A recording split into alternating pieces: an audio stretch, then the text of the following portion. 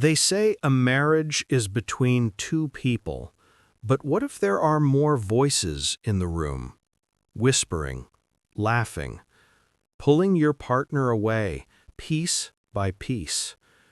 My wife's friends weren't just friends.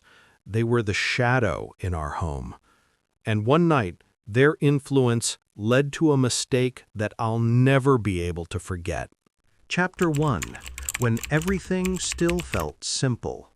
When I look back at the beginning of our marriage, I sometimes wonder if the red flags were already there, hiding in plain sight, or if I only started to notice them once things got complicated. 2 years isn't a long time to be married, but it feels like I've lived an entire lifetime since we said our vows. My wife is, without exaggeration, one of the kindest people I know. She has this soft heart, this way of always wanting to please the people around her. When we first started dating, I loved that about her. She'd listen carefully when someone shared their problems. She'd remember the small details about people's lives, and she'd always try to make everyone comfortable. I thought it was her greatest strength. But now, sometimes I fear it might also be her greatest weakness, because that same softness makes her vulnerable to influence. When we got married, life felt almost perfect. We didn't have kids yet, but we were already dreaming about it. I had a stable job with a good income, she was excited to set up our home, and we both felt like we were building something strong together.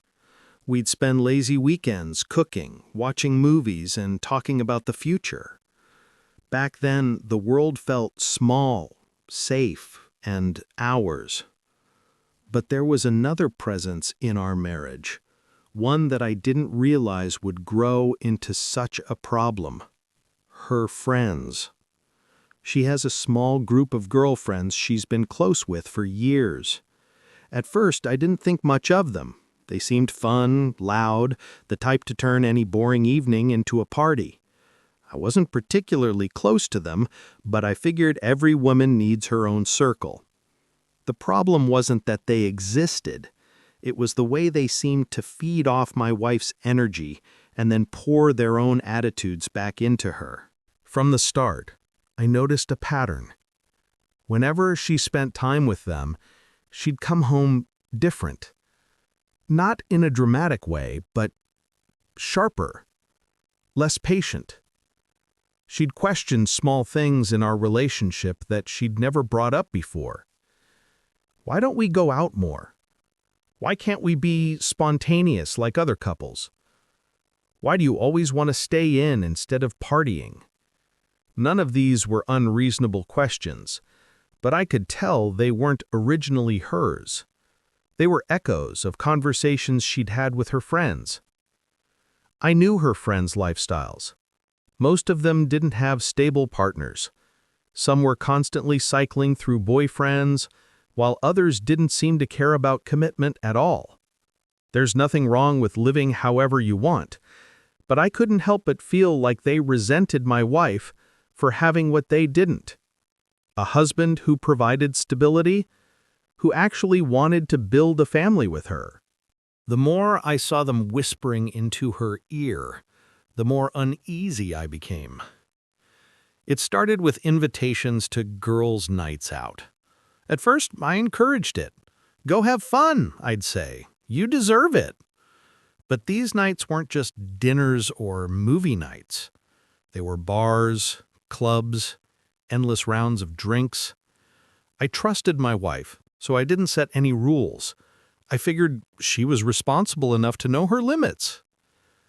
Still, I couldn't ignore the way they talked about men. Even when I was around, I'd catch little comments like, "Oh, you're lucky he lets you stay home. My ex would never." Or, "Come on, one night of flirting never hurt anyone." Always said as jokes, always with a laugh, but the message was there. I tried to brush it off, but over time I noticed something change in me. a tension I couldn't shake. I'd watch her get ready for a night out and feel this knot in my chest, not because I didn't trust her, but because I didn't trust them. The turning point, I think, was one Saturday night. She told me her friends wanted to meet at a lounge. I was tired from work and declined to go, so she went alone. Hours passed. Midnight came and went. When she finally came home, she was drunk. Not dangerously so, but more than I'd ever seen her. She laughed it off, said they'd just been celebrating. But in that moment, I felt the first crack. It wasn't the drinking itself, it was the fact that she didn't see why it worried me. We argued. Not a huge fight, but a tense exchange. I told her I didn't like the influence her friends had on her, how they treated her marriage like it was some kind of cage she needed to escape from. She accused me of being controlling. "They're just my friends," she said. "You're overreacting." Maybe I was. Maybe I should have let it slide. But deep down, I knew I wasn't imagining things. Over the next few months, the arguments grew sharper. Whenever I asked her to spend more time with me instead of them, she'd snap back that I was acting like a tyrant. The word stung. Me, a tyrant? I'd never told her she couldn't go out, never checked her phone, never forbidden her from seeing anyone. All I did was express my discomfort. Yet somehow, through the lens of her friends, my concern was twisted into control. I'd overhear little digs they made about me. "Why are you with someone who doesn't let you live? If my man acted like that, I'd dump him." Easy to say, when you don't even have a man who stays. Easy to poison someone else's relationship when you have nothing to lose. But the thing that hurt most wasn't their words. It was that my wife, the woman I loved and trusted, seemed to be listening. I could see the seeds they were planting in her mind, and no matter how much I tried to fight it, I felt powerless. Looking back now, I realize this was the beginning of the storm. We were still newlyweds, still figuring out our rhythm, but already there was this third force in our marriage. Loud, relentless, always tugging at her sleeve. And me, I was just trying to hold on to the version of her that was mine before the noise drowned us out. Chapter 2. The Poison in the Well. It's funny how poison doesn't always taste bitter at first. Sometimes it comes dressed up as laughter, clinking glasses, and harmless fun. By the time you realize it's seeping into your life, it's already spread too far. That's how it felt with my wife's friends. After that night when she came home drunk, I started paying closer attention. Every time she went out with them, she came back carrying something invisible, an attitude, a phrase, a shift in her tone. It wasn't always dramatic, but it was there. If I asked her how her evening was, she'd shrug and say, "Fine," like she was bored with me asking. If I suggested we plan something for just us, she'd hesitate, like she was measuring whether time with me was worth more than another night out with them. I knew she loved me. I didn't doubt that. But love doesn't make you immune to influence. Her friends had this way of wrapping their opinions in confidence, as if their lifestyles were the gold standard. They acted like freedom meant chasing hookups, posting wild party pictures online and laughing about how boring married life looked. They'd say things like, "You're too young to settle down," or "Why tie yourself down so early? Life is for fun." It ate at me because my wife is only a couple of years younger than me, and she had always dreamed about having a family. She used to talk about baby names, about painting a nursery one day, but after enough nights with them, those conversations started to dry up. When I brought up kids, she'd wave it off with, "We have time. What's the rush?" Maybe she was right. Maybe we did have time. But the shift wasn't about time. It was about where her heart was being pulled. The worst part was how they talked about me. I'll never forget one evening when I walked past the living room while she was on a video call with them. She didn't notice I was nearby. One of them, the loudest of the group, said, "Does he really care if you go out, or does he just want to keep you locked up at home like some trophy wife?" They all laughed. My wife didn't join in, but she didn't defend me either. She just sat there listening. That moment burned into me. I wanted to storm in, confront them, tell them they had no idea who I was or what our marriage meant. But I didn't. I just walked back to our room, my chest tight, my jaw clenched. Later, when I tried to bring it up, she brushed it off. "They don't mean anything by it. You take things too seriously." But how was I supposed to take it? These weren't strangers. These were the people closest to her, outside of me. Their words mattered because she let them matter. Over time, our arguments grew sharper. I'd ask her to spend the weekend with me instead of them, and she'd accuse me of trying to isolate her. I'd tell her how much it bothered me when they disrespected me, and she'd defend them. "They're just looking out for me." Looking out for her? From what? Her husband, who pays the bills, who wants to build a life with her, who has never raised his voice to her in anger? It felt absurd. Yet somehow they had managed to twist the narrative so that I was the villain. The thing is, they thrived on drama. None of them had stable relationships. They cycled through men like changing seasons, always complaining about how they couldn't find anyone good enough. I suspect they hated seeing my wife in a steady marriage. Envy has a way of disguising itself as advice. I started noticing smaller things too. Texts at midnight, memes about controlling husbands that they'd send her, followed by, "Haha, doesn't this remind you of yours?" Little digs, little pushes. And every time, my wife would roll her eyes at me, as if I was the joke. That hurt more than I can put into words. The tension between us grew thick. I didn't want to be the guy who says, "Don't see your friends." I didn't want to be controlling, but every fiber of my being told me they weren't just bad influences, they were termites chewing at the foundation of our marriage. And then came the night that broke everything open. I was working late, covering a shift at the office. My wife texted me earlier that she was going out with them again. I didn't argue. I just sent back, "Be safe." Around midnight, I called her. No answer. I tried again. Nothing. I stayed up, restless, until I finally fell asleep around 2 a.m. When she came home the next morning, she was quiet. Too quiet. She made coffee, avoided my eyes, and acted like nothing was wrong. I didn't push.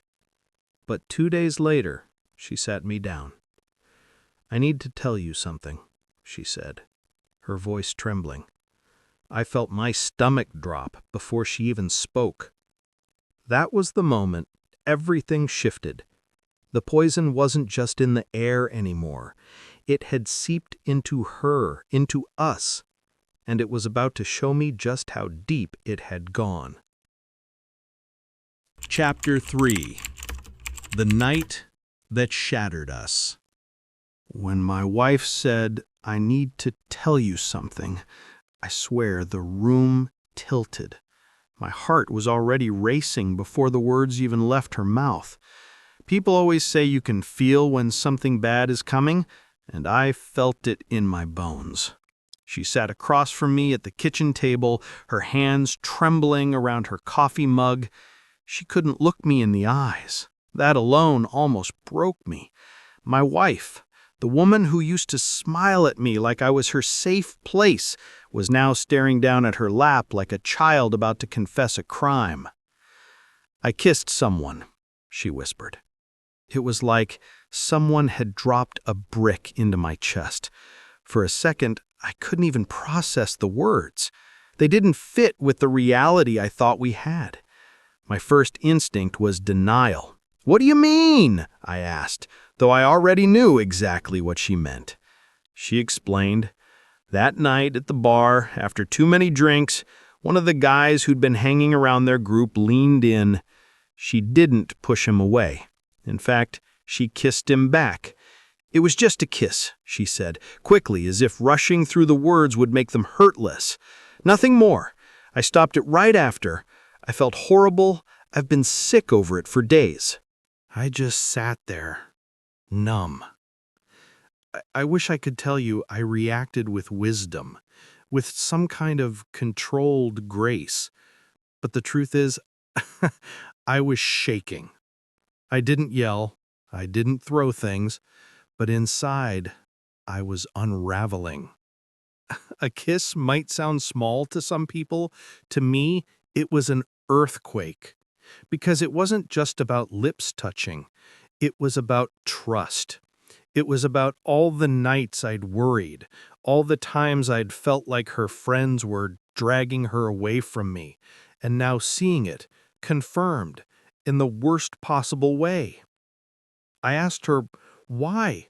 Why didn't she stop it? Why didn't she think about me, about us?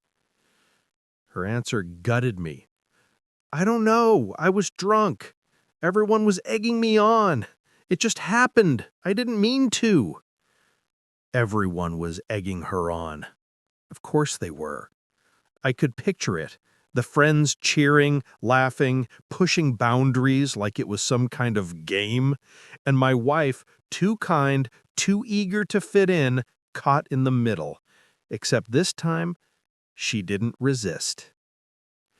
She cried while she confessed. She reached for my hand, but I pulled away. I couldn't even stand her touch in that moment.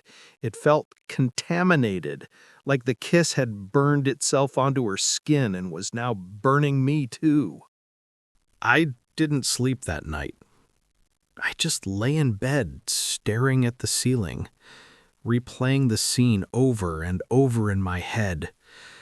I wasn't even there, but my imagination filled in the blanks with brutal clarity.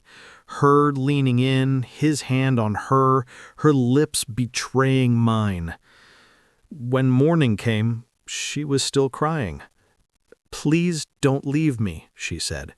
"I swear it was a mistake. It will never happen again." And here's the part that might make people hate me. I forgave her. Or at least, I said I did. The truth is more complicated. I wanted to believe her. I wanted to save our marriage, to cling to the idea that one kiss didn't have to be the end of everything we'd built. So I told her I forgave her, that we'd move past it. I thought that if I said the words, maybe they'd become true. But forgiveness isn't a switch you flip. It's a wound that has to heal, and mine was bleeding everywhere. I made one decision immediately. Her friends were no longer welcome in our lives. I told her firmly that I wouldn't tolerate their poison anymore. They don't care about us. They don't care about you. If they did, they wouldn't have encouraged this.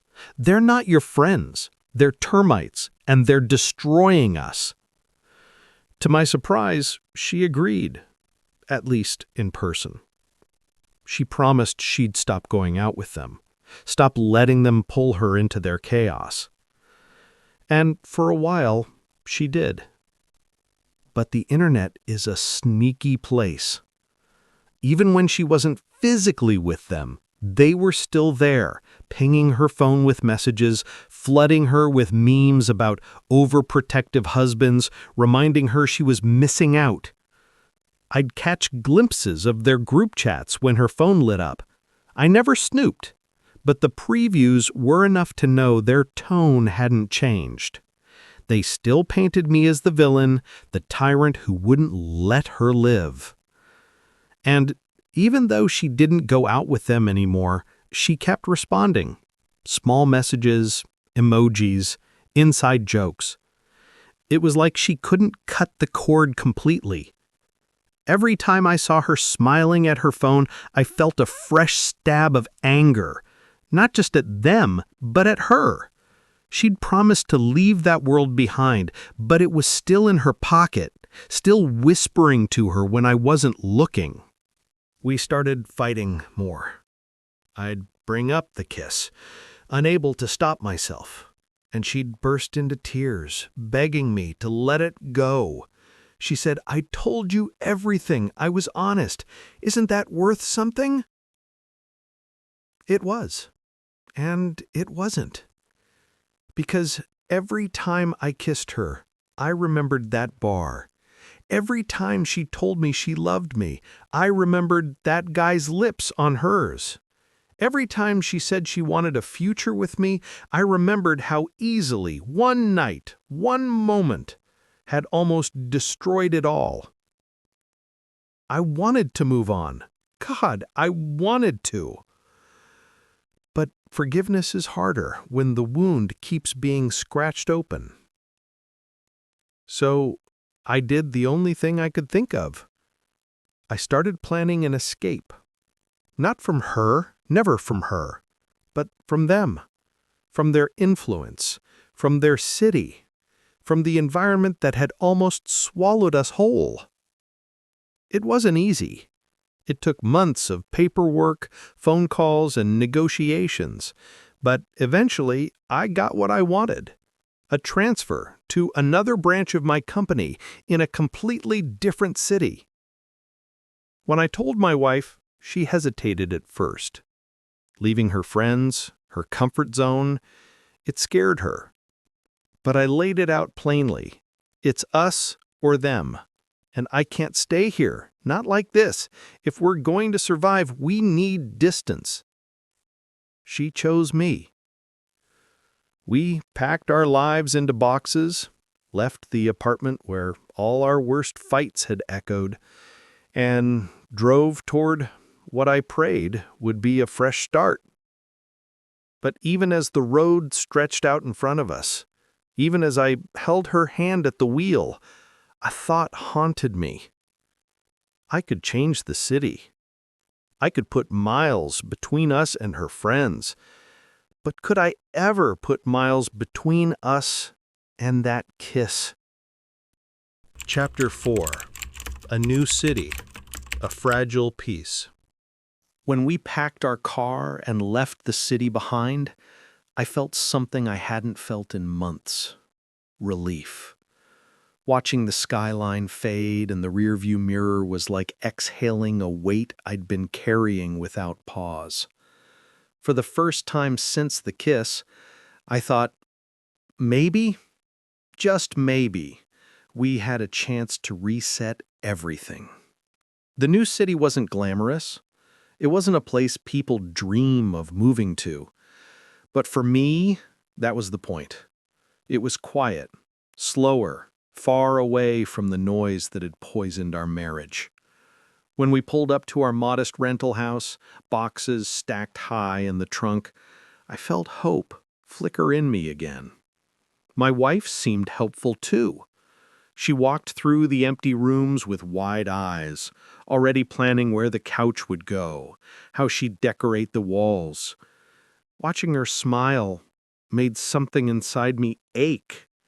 I missed that version of her, the one who dreamed with me, who wasn't tethered to late-night texts or bar lights. The first weeks felt almost magical. We were both busy settling in, unpacking boxes, figuring out grocery stores and new routines. We spent more time together than we had in months. Without her friends around the corner, the invitations to just one drink stopped coming. Her phone buzzed less, the group chat went quiet, or maybe she muted it. I didn't ask. All I knew was that the constant shadow in our home seemed to finally lift. I started to see glimpses of the woman I fell in love with again. She cooked dinner, we watched shows curled up on the couch, we talked about silly little things without tension lurking between every word. For the first time since her confession, I caught myself laughing with her, genuinely. For a while, I let myself believe we were healed. But here's the thing about wounds. Distance doesn't heal them. Time doesn't erase them. They just scab over until something picks at them again. And for me, the scab was fragile. Some nights I'd wake up and see her phone glowing on the nightstand. Even though I never touched it, I couldn't stop my mind from spiraling. Was she talking to them again? Were they still whispering poison, even from miles away? Was there another guy's name hiding in her messages, waiting to pull me back into the nightmare of that night? She gave me no reason to doubt her. Not anymore. She was affectionate, attentive, even apologetic in small ways. She'd say things like, "I'm so glad we're here. It feels like a fresh start." She kissed me more often, hugged me tighter, almost as if she was trying to sew up the hole she'd ripped in me. And yet, I couldn't shake the image. It would hit me at random moments. We'd be sitting at the dinner table, and suddenly my brain would flash the scene of her in that bar, lips pressed to someone else's. We'd be walking hand in hand, and I'd wonder what his hands felt like to her. We'd be making love, and for a split second, I'd picture her kissing him, and the bitterness would choke me until I had to pull away. I never told her how often those thoughts haunted me. She already carried guilt, and I didn't want to pile more on her. But inside, I was crumbling. There was one evening, maybe 2 months after the move, when we were having dinner together. She was laughing about something from her new job, looking so light and happy, and I should have been happy too. Instead, out of nowhere, I blurted, "Are you sure it was just a kiss?" Her face froze. The smile vanished, and tears welled in her eyes instantly. She said, "I told you everything. Why won't you believe me?" I regretted the words as soon as they left my mouth, but I couldn't stop myself. That was the problem. I couldn't control the storm inside me. She pushed her plate away and left the table. I sat there, staring at the food I suddenly had no appetite for, hating myself for ruining the moment, but also hating her for giving me a reason to question it in the first place. That night, we lay in bed, back to back, both awake, both silent, both drowning in the distance that one question had carved between us. The next morning, she acted normal again. Made coffee, kissed me on the cheek, pretended the night before hadn't happened. And I followed her lead because pretending was easier than picking at the wound again. But pretending isn't healing.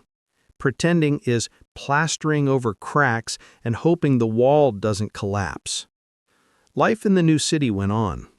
We made friends, explored neighborhoods, found favorite restaurants. To the outside world, we looked like a happy couple starting fresh. Maybe even to ourselves on good days, it felt true. But when I lay awake at night, I knew the truth. I had saved us from her friends, from the toxic circle that almost destroyed us, but I hadn't saved us from what happened in that bar. because no matter how many miles we put between us and them, the kiss came with us. Chapter 5. The Ghost That Never Leaves. Some wounds don't scream. They whisper. They hide in the quiet moments, when everything looks fine from the outside, but inside, you feel the cracks spreading a little more each day. That's what our marriage feels like now. We've built a new life here. We smile at neighbors. We buy groceries together. We talk about names for the children we hope to have. On paper, we're solid. But no one sees the way my chest tightens when I hear her phone buzz after midnight. No one sees the way I sometimes flinch when she leans in to kiss me because for a split second I remember that night in the bar. She gave me honesty. She confessed when she could have hidden it. She promised me it was only a kiss. And maybe that should have been enough. Maybe, for a stronger man, it would be. But every time I let myself relax, every time I think the past is behind us, the memory surges back like a wave and drags me under. I lie awake beside her, listening to her breathing, and I wonder if she could give in once, even for a moment. What's to stop it from happening again? That thought doesn't let me rest. It's like a splinter, buried deep under the skin. You can live with it, but it hurts every time you touch it. The hardest part is that I still love her. I love her so fiercely it scares me. When she laughs at something silly I say, when she holds my hand in the car, when she curls up against me on the couch, I feel that same warmth I felt the day I married her. But alongside it now lives a cold shadow, one that whispers, "She was once someone else's, even if only for a moment." She tells me she wants a future with me. She tells me she regrets everything. She kisses me like she's trying to prove she belongs to me and only me, and maybe she does. Maybe she's already forgiven herself, but I haven't. And here's the part no one tells you about betrayal. It doesn't just change how you see the other person. It changes how you see yourself. I used to think I was confident, secure, the kind of man who didn't doubt his marriage. Now I catch myself wondering if I'm weak for staying, if I'm a fool for holding on, if love is enough when trust is cracked. So I carry it silently. To the world, we're fine. To her, I'm trying. But to myself, I admit the truth. I don't know if I'll ever let it go. Because some ghosts don't fade. They sit at your table. They crawl into your bed. They follow you even when you pack your life into boxes and start over somewhere new. And the ghost I live with isn't her friends, or the city we left, or even the man she kissed. The ghost is that version of us that died the moment it happened. The version of our marriage that was untouched, unbroken, whole. That ghost will never come back, and I don't know if I'll ever stop mourning it. I don't know what to do with all of this. On the outside, we're doing okay, maybe even better than okay. But inside, I'm still carrying a ghost I can't shake. So I'm putting this out there. What do you think? Am I overreacting? Am I being unfair to her by holding on to this when she's been honest and tried to make things right? Or am I right to feel like something broke that night and can't be fully fixed? If you've ever gone through something like this, let me know in the comments. How did you move forward? Does real forgiveness ever happen? Or is it just pretending until the cracks finally split wide open? I really don't want to lose her, but I also don't want to spend the rest of my life haunted by this. Thanks for watching this far. If this story resonated with you, please hit the like button so more people can find it. Drop your thoughts in the comments and subscribe if you want to hear more stories like this. Your support honestly means a lot.